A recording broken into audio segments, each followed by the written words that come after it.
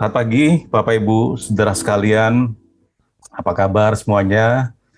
Terima kasih untuk seluruh doa ucapan ulang tahun bagi saya hari ini. Saya tidak sempat membalasnya semuanya.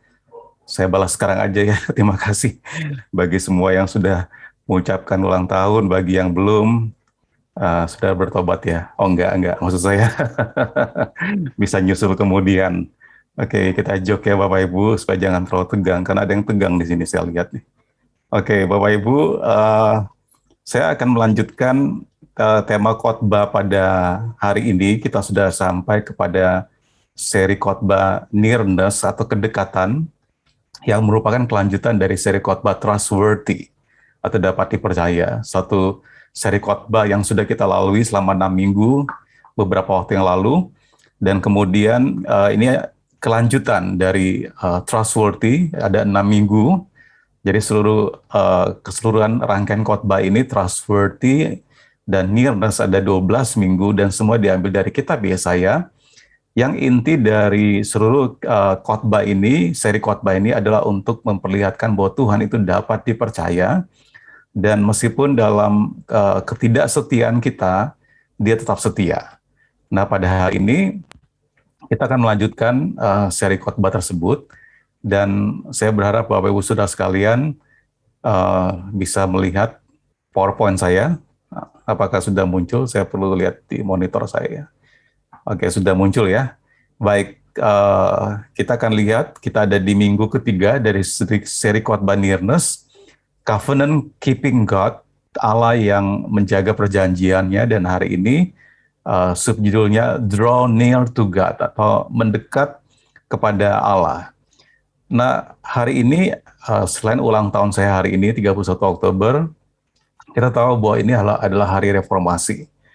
Ya, sekian ratus tahun yang lalu Martin Luther memakukan 95 tesis di Wittenberg, dan di situ dia ada 5 sola ya, yang kalau disimpulkan ini yang menjadi inti dari gerakan reformasi 31 Oktober. Dan di situ dikatakan sola gratia, ini dari bahasa Latin, artinya grace alone, hanya oleh anugerah kita diselamatkan. Sola fide, faith alone, atau hanya karena iman. Lalu solus Christus, atau hanya karena Kristus. Dan sola scriptura, atau hanya karena firman Tuhan. Dan soli deo gloria, atau hanya kemuliaan bagi Tuhan. Jadi Bapak Ibu Saudara sekalian, setiap kali saya ulang tahun 31 Oktober bersamaan dengan Hari Reformasi, saya selalu diingatkan bahwa hidup ini adalah untuk memuliakan Tuhan. Nah, seperti biasa saya memulai satu pertanyaan, pengaruh siapa terbesar dalam hidup Anda? Mengapa Anda mendengar taat kepada orang tersebut? Saya tidak akan menjawab pertanyaan ini, tetapi saya akan cerita, dan kita semua meskipun kita sudah dewasa, kita suka mendengar cerita ya. Ada satu cerita, kejadian ini true story, terjadi di Tennessee, USA, di Amerika Serikat, dan terjadi di suatu rumah sakit, dan saya sudah mengkonfirmasi ini benar cerita ini. Ada seorang ibu muda, nama ibu ini Karen. Lalu dia memiliki seorang anak laki-laki yang namanya Michael, ya. Dan Karen membantu anak laki-lakinya yang pertama ini, Michael, karena ibunya lagi mengandung bayi yang kedua. Jadi sebagaimana layaknya para ibu, Karen membantu Michael, anaknya yang pertama. Waktu itu Michael baru berusia 3 tahun, bagi kehadiran adiknya yang masih dikandung. Nah, Michael ini senang sekali akan punya adik. Kerap kali ia menempelkan telinganya di perut ibunya, dan karena Michael suka bernyanyi, tentu saja nyanyian ini juga nyanyian yang diajarkan oleh ibunya Karen kepada Michael. Nyanyian sama ini pun dia sering menyanyikan bagi adiknya yang masih di perut ibunya itu. Tampaknya Michael amat sayang sekali kepada adiknya yang belum lahir itu, yang masih dalam perut, dalam kandungan ibunya. Nah, ketika tiba saatnya bagi Karen, ibunya Michael, melahirkan, Sungguh di luar dugaan terjadi komplikasi serius kepada bayi ini. Baru setelah perjuangan berjam-jam, adik Michael akhirnya lahir. Seorang bayi putri yang cantik, tapi sayang kondisinya begitu buruk sehingga dokter merawat bayi ini yang baru lahir, dan dengan sedih ia berterus terang kepada Karen, ibunya bayi ini, bersiaplah jika sesuatu yang tidak kita inginkan terjadi karena kondisi bayi ini sangat lemah. Ya. Karen dan suaminya berusaha menerima keadaan ini dengan sabar dan dengan hanya bisa berpasrah kepada Tuhan. Mereka bahkan sudah menyiapkan acara penguburan bagi putrinya yang baru lahir ini, adiknya Michael, kalau sewaktu-waktu dipanggil Tuhan. Tapi lain halnya dengan kakaknya bayi ini yang baru lahir, namanya kakaknya tadi Michael. Lain halnya dengan Michael, sejak adiknya dirawat di ICU, ia merengek terus. Mami, aku mau nyanyi buat adikku, adik kecil. Namun ibunya ini kurang tanggap ya. Terus Michaelnya merengek lagi, Mami, aku pengen nyanyi untuk adik kecil. Ya, karena terlalu larut dalam kesedihan, ibunya ini tidak memperhatikannya karena dalam kekhawatirannya dan kesedihannya ibunya tidak memperhatikan permintaan Michael ini. Terus Michael terus merengek, Mami, aku kepingin nyanyi untuk adik kecil. Ya. Nah, berulang kali Michael meminta kepada ibunya, bahkan Michael sambil meraung dan menangis. Ya, Karen ibunya tetap menganggap rengekan Michael ini rengekan anak kecil. Lagi pula ICU tempat bayi yang baru lahir itu adiknya Michael adalah daerah terlarang bagi anak-anak. Baru ketika harapan menipis, sang ibu mau mendengarkan Michael. Menurut ibunya, setidaknya biar Michael melihat adiknya untuk terakhir kalinya, mumpung adiknya masih hidup. Tetapi ia dicegat oleh suster ketika membawa Michael masuk ke ICU, dicegat oleh suster di depan pintu kamar ICU. Suster berkata dengan tegas, anak kecil dilarang masuk karena ragu-ragu, tapi suster Karen ragu-ragu, tapi suster tidak mau tahu. Ya, ini peraturan. Anak kecil dilarang masuk. Karen menatap dengan tajam suster itu, lalu katanya, Suster, sebelum menyanyi buat adiknya, Michael tidak akan kubawa pergi. Mungkin ini yang terakhir kalinya bagi Michael melihat adiknya sebelum adiknya meninggal. Ya. Suster terdiam beberapa saat, dan melihat kepada Michael serta berkata, oke, tapi tidak boleh lebih dari 5 menit. Demikianlah kemudian Michael masuk ke ruang ICU, dibungkus dengan pakaian khusus, lalu dibawa masuk ke ruang ICU, lalu ibunya mendekatkannya pada adiknya yang lagi terbaring sekarat. Lalu Michael menatap lekat adiknya, lalu dari mulutnya yang kecil mulai keluar suara nyanyian yang nyaring. Ya, lagunya saya kira mungkin sebagian Bapak Ibu saudara-saudari tahu ya. You are my sunshine, my only sunshine. You make me happy when skies are gray. Lagunya kayak gini ya. You are my sunshine, you my only sunshine.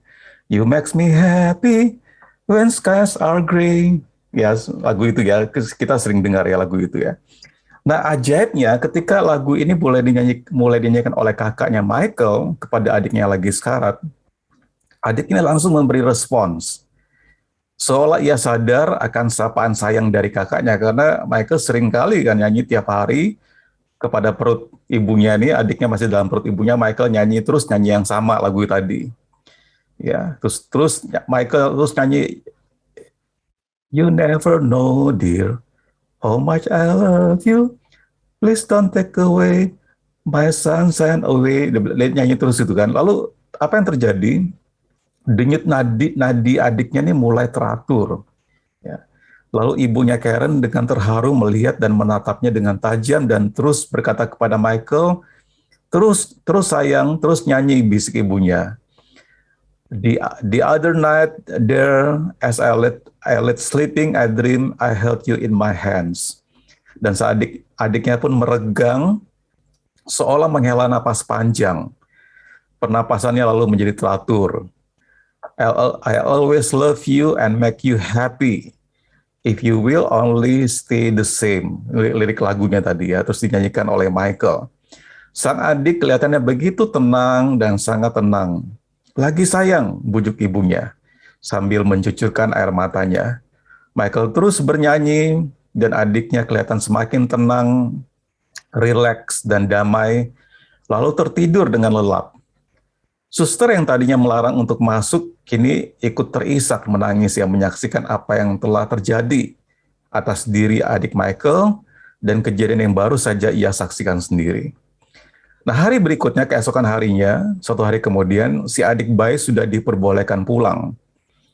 Para tenaga medis, dokter, suster tak habis berpikir atas kejadian yang menimpa pasien yang satu ini, bayi tadi ya.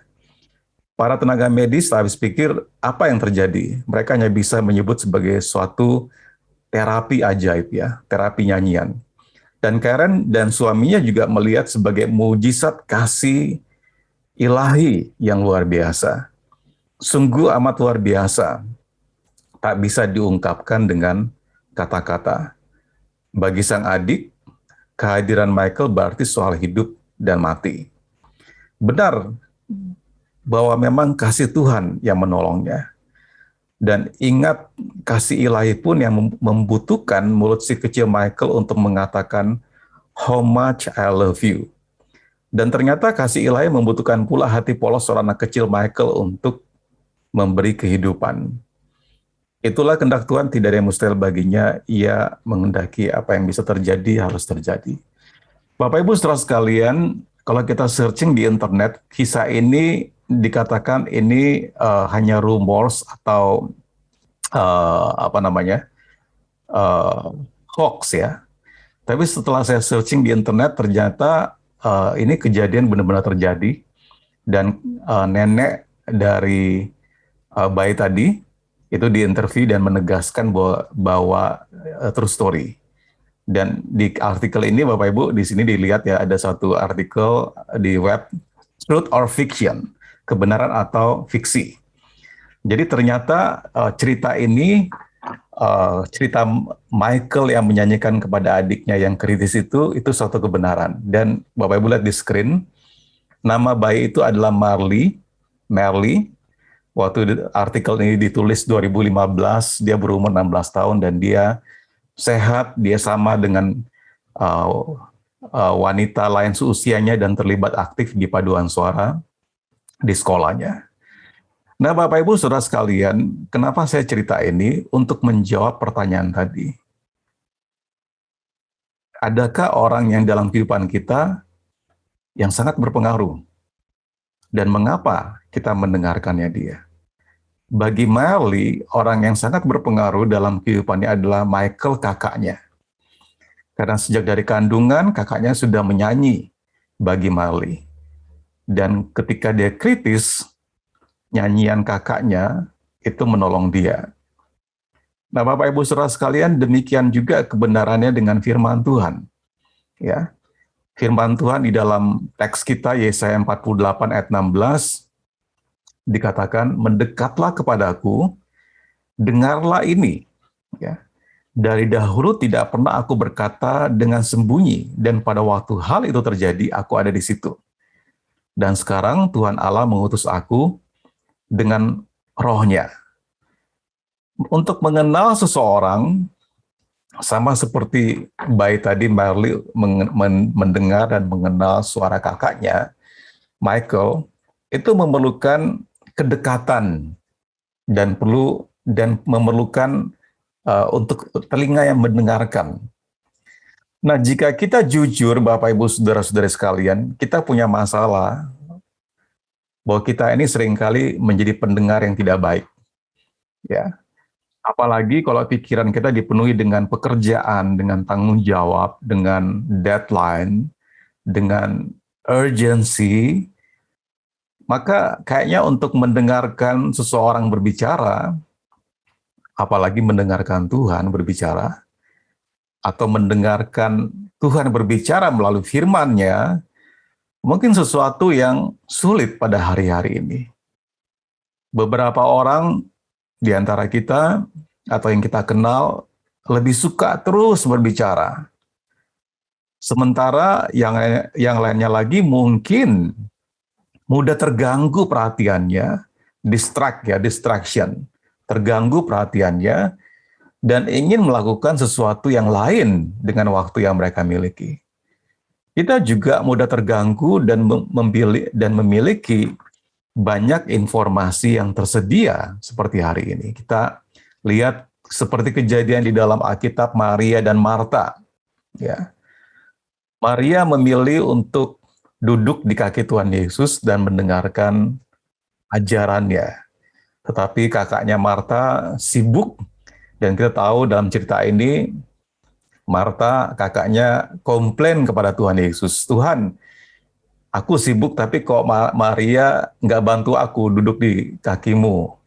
Terus Tuhan mengatakan, "Maria sudah memilih yang terbaik, dan Marta, mengapa engkau begitu dirisaukan dengan banyak perkara, banyak hal?" Nah, Bapak Ibu, saudara-saudara sekalian, seringkali kehidupan kita saat-saat ini, kita seperti Marta yang terlalu sibuk dengan urusan yang lain, sehingga mengabaikan atau tidak sadar bahwa Tuhan sedang berbicara kepada kita. Maria memilih bagian yang terbaik, dia mendengarkan apa yang Tuhan katakan pada waktu itu.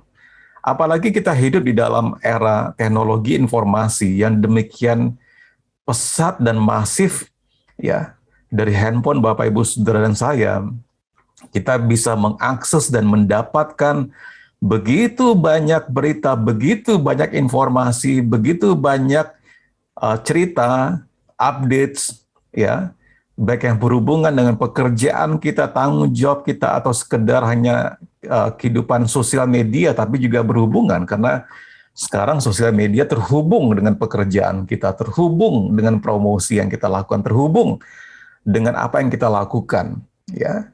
Begitu banyak informasi yang kita terima, yang kita dengarkan, sehingga kita punya masalah untuk mendengarkan Tuhan berbicara, baik kepada suara hati nurani kita yang berbicara, suaranya, atau kepada firman Tuhan. Kalaupun firman Tuhan kita baca, pikiran kita udah melayang kepada deadline, tanggung jawab, appointment, janji yang kita buat dengan orang lain, dan tidak konsentrasi untuk mendengarkan apa yang Tuhan berusaha sampaikan.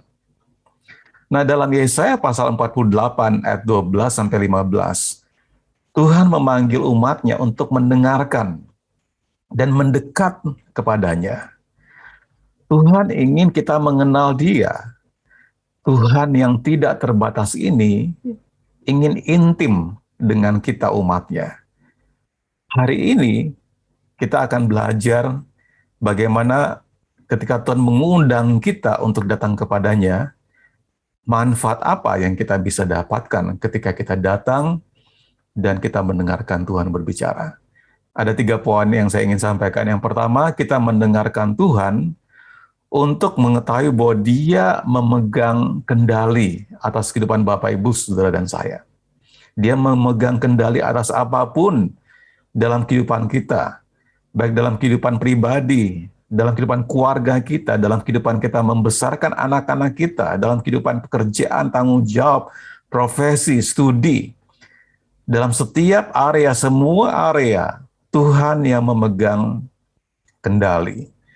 Nah, kebenarannya seringkali kita memegang kendali atas hidup kita sendiri. Kita memegang kendali atas pekerjaan kita, atas rumah tangga kita, atas anak-anak kita, atas studi kita. Tentu saja tidak salah, Bapak Ibu, kita harus bertanggung jawab. Tetapi seringkali kekhawatiran kita begitu besar, sehingga kita lupa bahwa sebenarnya Tuhanlah yang memegang kendali atas seluruh kehidupan kita. Dalam teks kita Yesaya 48 ayat yang ke-12 dikatakan, "Dengarkanlah aku, hai Yakub, hai dan engkau Israel yang kupanggil. Akulah yang tetap sama, akulah yang terdahulu, akulah yang juga terkemudian." Tuhan berbicara kepada Yakub dan keturunan Israel, dan firman Tuhan yang sama berbicara kepada kita secara rohani, Israel rohani, gereja Tuhan, umat Tuhan. Firman Tuhan mengatakan, akulah yang terdahulu, dia Alfa, dan dia Omega. Tuhan tahu, kalau Bapak Ibu Saudara dan saya, kita hanya tahu apa yang di depan mata kita hanya tahu apa yang kita pikirkan atau apa yang kita rancangkan, tapi Tuhan melihat dari kekekalan sampai kekekalan. Sebelum kita lahir, sebelum masih dalam kandungan ibu kita, atau sebelum bahkan kita belum ada dalam kandungan ibu kita, sampai kesudahan zaman ini, Dia Maha Tahu. Dalam Alkitab, kata mendengarkan, listen, ya, mendengarkan. Ini dalam bahasa Ibrani ini disebut dengan shema. Shema itu dua kata penting yang muncul dalam doa-doa orang Israel, yang artinya, hai Israel umatku, dengarlah. Nah, kata mendengarkan ini, Tuhan berbicara untuk menarik perhatian umatnya pada waktu itu. Tuhan mengajak kita untuk aktif mendengarkan Dia agar kita bisa mengenal Dia lebih jauh. Kita tidak bisa mengenal Tuhan kalau kita tidak mendengarkan Dia. Kita tidak bisa mendengarkan Tuhan kalau kita tidak bisa mengenali suaranya. Saat kita mendengarkan Tuhan sepenuhnya dan fokus kepada suaranya, kita diingatkan bahwa Dia adalah yang pertama, di Alpha and di Omega, yang awal dan yang akhir. Itu berarti Dia berkuasa, Dia dapat dipercaya, dan Dia kekal. Banyak hal dalam kehidupan kita, Bapak Ibu Saudara sekalian, yang akan berubah, dan dunia ini berubah, memudar. Tetapi kebenarnya Tuhan tetap tidak pernah berubah. Firman-Nya tetap tidak pernah berubah. Langit dan bumi akan berlalu, tapi firman-Ku tinggal tetap. Poin yang kedua, kalau poin pertama tadi bahwa kita mendengarkan Tuhan agar kita mengetahui bahwa Dia yang memegang kendali hidup kita. Poin yang kedua, kita mendengarkan Tuhan untuk mengetahui bahwa Dia mengasihi Bapak, Ibu, Saudara, dan saya. Dalam Yesaya 48 teks kita ayat 14 dikatakan, berhimpunlah kamu sekalian dan dengarlah. Siapakah di antara mereka yang memberitahukan semuanya ini? Dia yang dikasih Tuhan akan melaksanakan kehendak Tuhan terhadap Babel dan menunjukkan kekuatan tangan Tuhan kepada orang Kasdim. Kita tahu bahwa Ibu Saudara sekalian, ini adalah nubuatan Yesaya sebelum bangsa Israel di pembuangan.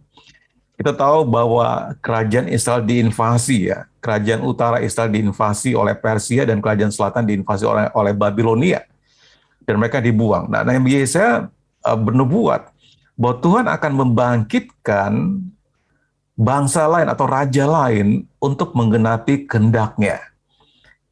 Bahwa Tuhan akan membangkitkan raja lain untuk menghakimi Babel dan Kasdim yang menginvasi orang-orang Israel dan orang Yehuda.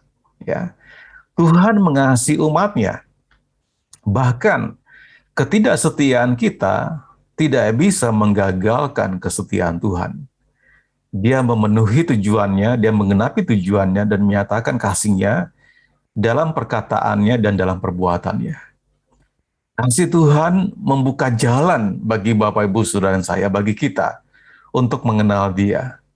Nah, hal ini juga meyakinkan dan membuat kita aman karena kita mengetahui bahwa kasih-Nya tidak akan pernah gagal. Bapak, Ibu, Saudara, dan saya, kita bisa tidak setia kepada Tuhan, kita bisa meninggalkan Tuhan, sama seperti bangsa Israel tidak setia kepada Tuhan, meninggalkan Tuhan. Tapi dalam ketidaksetiaan bangsa Israel, Tuhan tetap setia.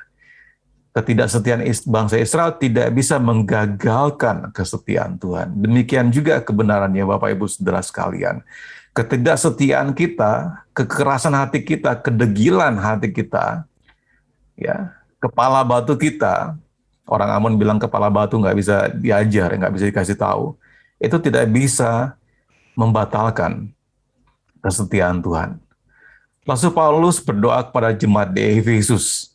Dia mengatakan di dalam Efesus pasal 3, 14-19, ini doa Rasul Paulus kepada jemaat di Efesus. Dia mengatakan, itulah sebabnya aku sujud kepada Bapa, yang daripadanya semua turunan yang di dalam sorga dan di atas bumi menerima namanya. Aku berdoa supaya ia menurut kekayaan kemuliaan yang menguatkan dan meneguhkan kamu oleh rohnya di dalam batinmu. Sehingga oleh imanmu, Kristus diam di dalam hatimu dan kamu berakar serta berdasar di dalam kasih. Perhatikan Bapak Ibu Saudara sekalian, ini doa Rasul Paulus kepada jemaat di Efesus supaya iman mereka, iman jemaat Efesus itu berdiam dan berakar dan berdasar dalam kasih, dalam hati jemaat di Efesus. Aku berdoa supaya kamu bersama-sama dengan segala orang kudus dapat memahami betapa lebarnya dan panjangnya dan tingginya dan dalamnya kasih Kristus, dan dapat mengenal kasih itu, sekalipun ia melampaui segala pengetahuan. Aku berdoa supaya kamu dipenuhi di dalam seluruh kepenuhan Allah. Bapak, Ibu, saudara-saudari sekalian, ini doa Rasul Paulus kepada jemaat di Efesus. Bahwa ketika kita mendengar Tuhan, poin pertama tadi kita tahu bahwa Dia memegang kendali. Poin yang kedua, ketika kita mendengarkan Tuhan, kita mengetahui bahwa Dia mengasihi kita. Bapak, Ibu, saudara sekalian, kalau kita tidak mengenal, mendengar, dan mengalami kasih Tuhan, iman dan pertumbuhan rohani kita tidak akan kemana-mana. Pertumbuhan rohani Bapak, Ibu, saudara, dan saya hanya bisa terjadi sedalam kita mengenal kasih Tuhan. Ketika kita tidak mengenal, mengalami, merasakan kasih Tuhan, disitulah iri hati mulai muncul, kedengkian mulai muncul, pembelaan diri mulai muncul, keangkuhan, perseteruan, perselisihan, pride, kesombongan mulai muncul.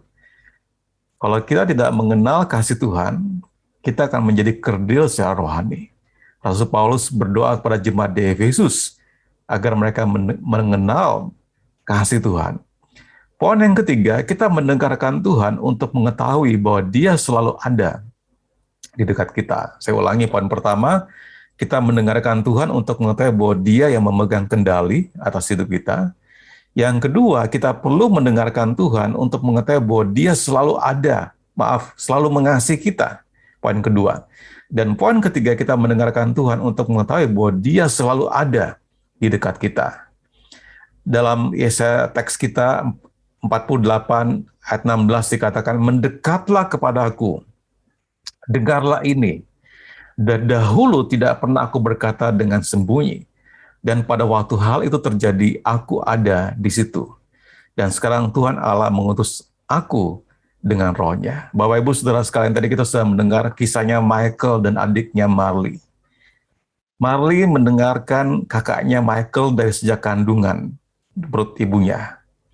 Dan kedekatannya, dan waktu dia mendengarkan, membuat dia diselamatkan hidupnya. Memang ada Michael yang harus menyampaikan lagu nyanyi tadi, lirik tadi, You Are My Sunshine tadi. Tetapi juga ada telinga yang mendengarkan dari Marley yang menyelamatkan hidupnya.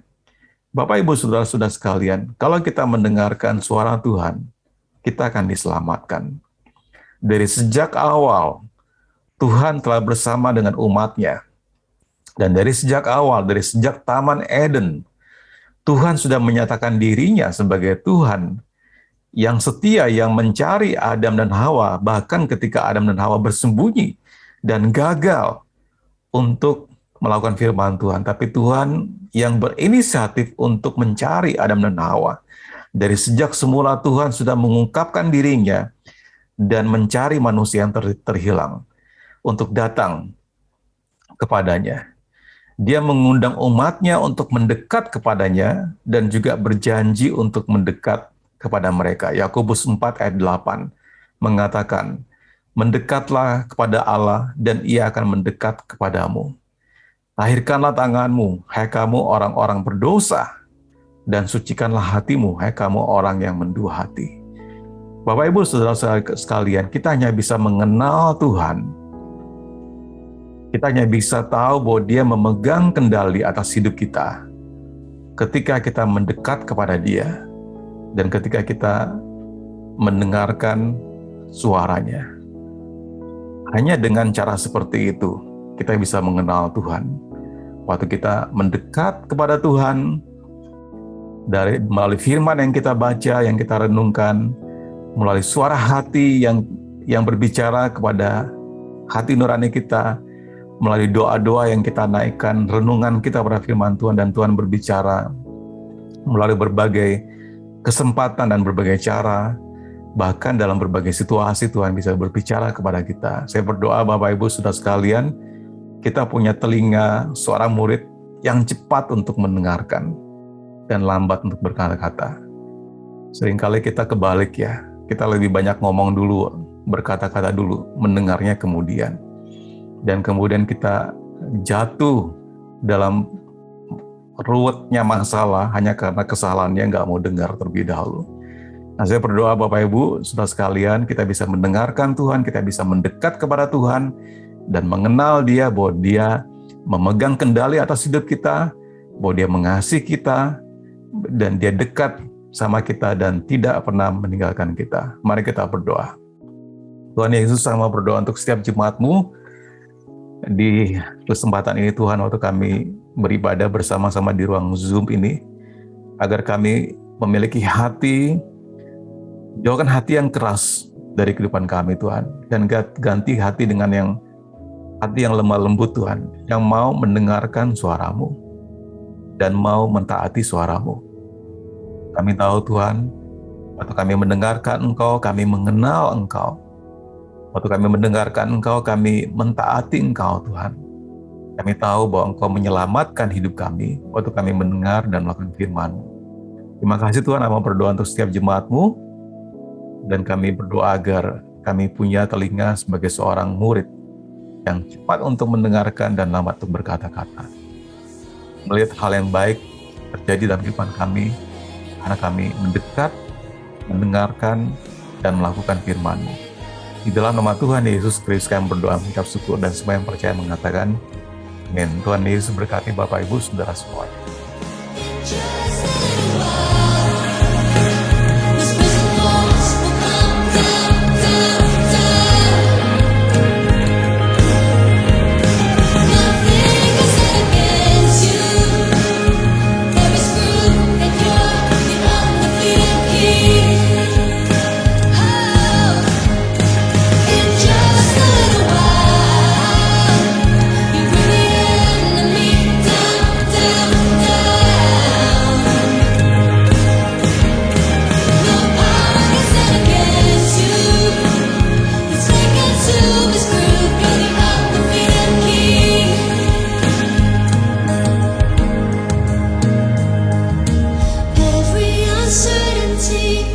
Bows in your sovereignty.